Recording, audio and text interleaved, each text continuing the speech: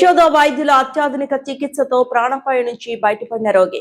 Septic shock తో multi organ dysfunction, acute kidney ఇంజరీతో బాధపడుతున్న ఖమ్మం జిల్లాకు చెందిన 51 ఏళ్ల మహిళకు యశోద సూపర్ స్పెషాలిటీ ఆసుపత్రి మలక్పేటలో డాక్టర్ చేతన్ వీరమనేని నేతృత్వంలోని నెఫ్రాలజీ, పుల్మనాలజీ, కార్డియాలజీ, జనరల్ మెడిసిన్ విభాగాల సమన్వయంతో రోగికి సమగ్ర చికిత్స అందించామని వారు తెలిపారు. ఈ సందర్భంగా డాక్టర్ చేతన్ వీరమనేని మాట్లాడుతూ కమ్యూనిటీ అక్వైర్డ్ న్యూమోనియా కారణంగా పరిస్థితి విషమించి శ్వాస ఇబ్బంది, కాళ్ల వాపు, మూత్ర విసర్జన తగ్గడం వంటి లక్షణాలతో రోగి అత్యవసరంగా ఆసుపత్రిలో చేరారని వారు తెలిపారు. యశోద హాస్పిటల్స్ మలక్పేటలో nephrologist and renal transplant physician గా పనిచేస్తున్నాను. ముందుగా యశోద హాస్పిటల్స్ మలక్పేట్ ఇన్విటేషన్ మేరకు వచ్చిన ప్రింట్ అండ్ ఏవీ మీడియాలో అందరికీ కూడా పేరు పేరున ధన్యవాదాలు. ఈరోజు ముఖ్య కారణం, ప్రెస్ మీట్ పెట్టడానికి ముఖ్య కారణం వచ్చేసి ఒక క్లిష్టమైన కేసు ఎలా ట్రీట్ చేశాము, ఎలా రికవర్ అయింది, అసలు ఎంత సీరియస్ ఉండే, ఏమేం చేస్తే రికవర్ అయింది గురించి మాట్లాడడానికి వచ్చాను నేను. నా పేషెంట్ వచ్చేసి 50 ఏళ్ళ మహిళ, పేరు మంగమ్మ. తనకి షుగర్ బీపీ తప్ప మిగతా ఎటువంటి ప్రాబ్లమ్స్ లేవు.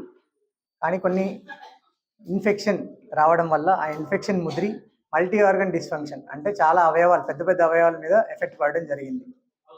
ముఖ్యంగా కిడ్నీ, హార్ట్, లంగ్ వచ్చింది. లంగ్ ఇన్ఫెక్షన్, దానివల్ల బీపీ పడిపోవడము, కిడ్నీ, హార్ట్ మీద ఎఫెక్ట్ పడి ఒళ్ళంతా వాయడము, ఆయాసపడము లాంటిది జరిగింది. ముందుగా తను లోకల్గా ఇక్కడ ఖమ్మంలో ట్రీట్మెంట్ తీసుకున్నారు. లోకల్గా యాంటీబయాటిక్స్, అప్రోప్రియేట్ యాంటీబయాటిక్సే పెట్టారు. కాకపోతే పెద్ద వయసు, షుగర్ బీపీ ఉండడం వల్ల వాళ్ళకి కొంచెం ఇమ్యూనిటీ, అంటే రోగనిరోధక శక్తి తక్కువ ఉండడం వల్ల ఎలాంటి చిన్న ఇన్ఫెక్షన్స్ వచ్చినా కూడా అవి ఫాస్ట్గా స్ప్రెడ్ అవ్వడము, బీపీ పడిపోవడము, పెద్ద పెద్ద అవయవాల మీద ఎఫెక్ట్ పడడం లాంటివి జరుగుతుంటుంది. ఇది సాధారణంగా చూసేది. నేను యశోద మలక్పేట్కి తీసుకొచ్చినప్పుడు సిచ్యువేషన్ వచ్చేసి బాగా ఆయాసపడడం, అంటే నార్మల్ ఆక్సిజన్ లెవెల్స్ మెయింటైన్ అవ్వకపోవడము, అదేవిధంగా ఒళ్ళంతా వాయడము, అదేవిధంగా బీపీ అస్సలు రికార్డ్ అవ్వకపోవడము, ప్లస్ హార్ట్ బీట్ అంటాం, హార్ట్ బీట్ కూడా 130, 140, అంటే చాలా ఎక్కువగా గుండె కొట్టుకోవడం లాంటి సిచ్యువేషన్లో యశోద మలక్పేట్కి వచ్చింది.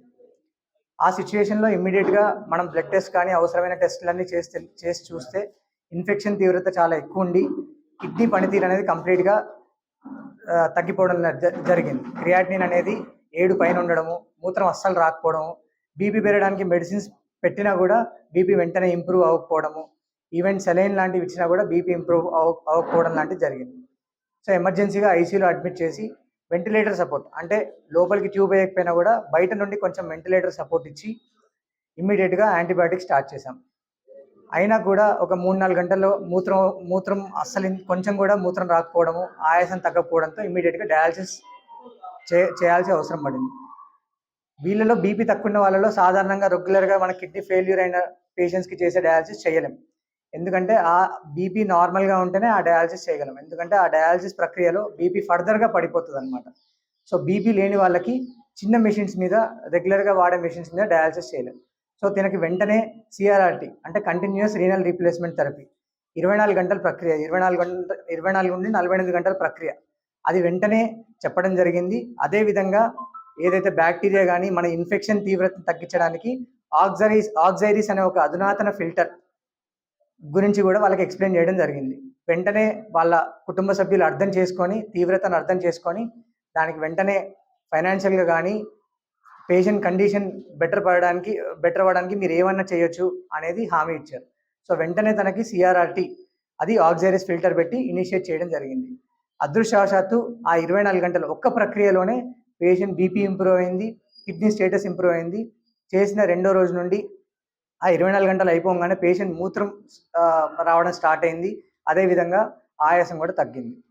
కానీ ఈ ఇన్ఫెక్షన్ అనేది వెంటనే తగ్గదు కాబట్టి ఒక 5 నుండి 7 రోజులు మినిమం టైం పడుతుంది. కాబట్టి ఫస్ట్ 3-4 రోజులు ఐసీయూలోనే ఉంది పేషెంట్. అదేవిధంగా హార్ట్ మీద కూడా ఎఫెక్ట్ పడింది కాబట్టి వెంటనే కార్డియాలజిస్ట్ కానీ, లంగ్ ఇన్ఫెక్షన్ గురించి పల్మనాలజిస్ట్ కానీ, జనరల్ ఫిజిషియన్ కానీ ఇన్వాల్వ్ చేయడం జరిగింది.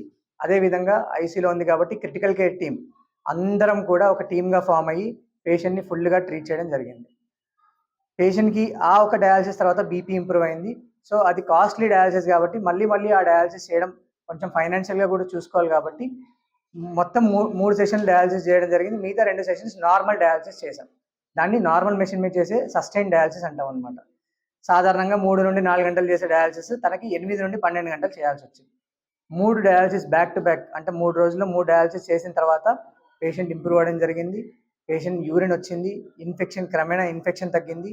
అన్ని అవయవాలు కూడా ఒకదాని తర్వాత ఒకటి కంప్లీట్గా రికవర్ అయిపోయినాయి. డిశ్చార్జ్ చేసేటప్పటికి, వచ్చినప్పుడు క్రియాటిన్ 8 ఉంటే డిశ్చార్జ్ చేసేటప్పటికి క్రియాటిన్ 2తో డిశ్చార్జ్ అయింది. అది కూడా రోజుకి లీటర్ పైన మూత్రం వచ్చేలాగా డిశ్చార్జ్ చేశాం. దాని తర్వాత తను రెగ్యులర్గా మాతో ఫాలోఅప్లో ఉంది. ఇప్పటికి కూడా క్రియాటిన్ నార్మల్ అయిపోయింది. జస్ట్ ఇప్పుడు ఆమె షుగర్కి కానీ బీపీకి కానీ మెడిసిన్స్ మాత్రమే వాడుతున్నారు. మిగతా అవయవాలన్నీ కూడా రికవర్ అయ్యాయి. ఈ కేసు ఇక్కడికి ఇంత దూరం వచ్చి చెప్పాల్సిన ముఖ్య ఉద్దేశం వచ్చేసి, ఇన్ఫెక్షన్ తీవ్రత అనేది మనం వెంటనే చెప్పలేం. కొంతమందిలో ఈ 24 గంటల్లోనే ఇన్ఫెక్షన్ అంతా బాడీ అంతా స్ప్రెడ్ అయిపోయి బీపీ పడిపోవడము, అవయవాల మీద ఎఫెక్ట్ పడడము, వెంటనే చనిపోవడం లాంటివి జరుగుతుంటుంది అన్నమాట. ఇట్లాంటి కేసెస్ని డిలే చేయకుండా ఇమీడియట్గా కార్పొరేట్ హాస్పిటల్స్కి రావడం వల్ల అక్కడ మల్టీ డిసిప్లినరీ అప్రోచ్ ఉంటుంది. అంటే అందరు డాక్టర్స్ కూడా వెంటనే చూడడం జరుగుతుంది డిలే లేకుండా. ఏ సైడ్ నుండి ఏమేమి పాజిటివ్ చేస్తే పేషెంట్ ఇంప్రూవ్ అవుతుందో అందరి ఇన్పుట్స్ తీసుకొని పేషెంట్కి ఏది బెస్టో వెంటనే చేయడం జరుగుతుంది.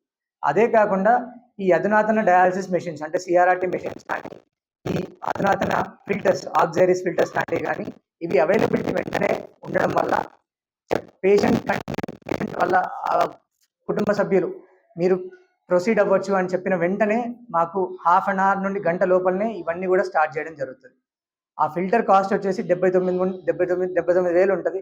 సో దాని గురించి మళ్ళీ ఒకసారి పేషెంట్ వాళ్ళు చెప్పిన తర్వాత మళ్ళీ అది అరేంజ్ చేయడానికి టైం ఇవన్నీ కాకుండా అక్కడ రెడీగా అవైలబుల్ ఉంటాయి కాబట్టి మాకు వెంటనే చేయడం చాలా ఈజీ అవుతుంది. పేషెంట్ రికవరీ కూడా ఫాస్ట్గా ఉంటుంది అనమాట. అదే కాకుండా రోజు కంపల్సరీ కార్డియాలజిస్ట్ కానీ, పల్మనాలజిస్ట్ కానీ, క్రిటికల్ కేర్ టీమ్ కానీ వాళ్ళు 24 గంటలు కూడా వాళ్ళ సేవలు, వాళ్ళ హెల్ప్ తీసుకొని ఇంకేమి చేయొచ్చు పేషెంట్ ఇంప్రూవ్ అవ్వడానికి, పేషెంట్ సర్వైవ్ అవ్వడానికి, ఇలాంటి ఇన్పుట్స్ తీసుకొని ఇమ్మీడియట్గా అలాంటివి చేయడం వల్ల రికవరీ ఫాస్ట్ అవుతుంది. ఎక్కువ రోజులు హాస్పిటల్ అవసరం పడదు. ప్లస్ చనిపోయే ప్రమాదం ఉన్న పేషెంట్స్ కూడా, even at the wedge of death లాంటి పేషెంట్స్ని కూడా రికవర్ అయిన వాళ్ళు చాలామంది ఉంటారనమాట.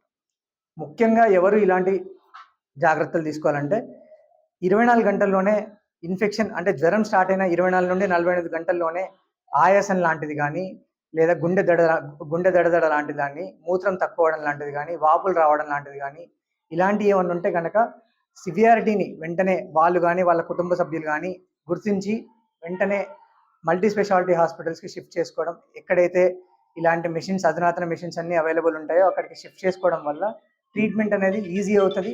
సర్వైవల్ ఛాన్సెస్ కూడా చాలా ఎక్కువ ఉంటాయి అన్నమాట. లేకపోతే ఒకవేళ కొంతమందికి ఏమవుతుందంటే కిడ్నీ ప్రాబ్లం కొన్నిసార్లు రికవర్ అవ్వకుండా వాళ్ళు లాంగ్ టర్మ్ డయాలసిస్, అంటే జీవితాంతం డయాలసిస్ మీదకి వెళ్ళిపోవడం లాంటిది కూడా జరుగుతుంటుంది.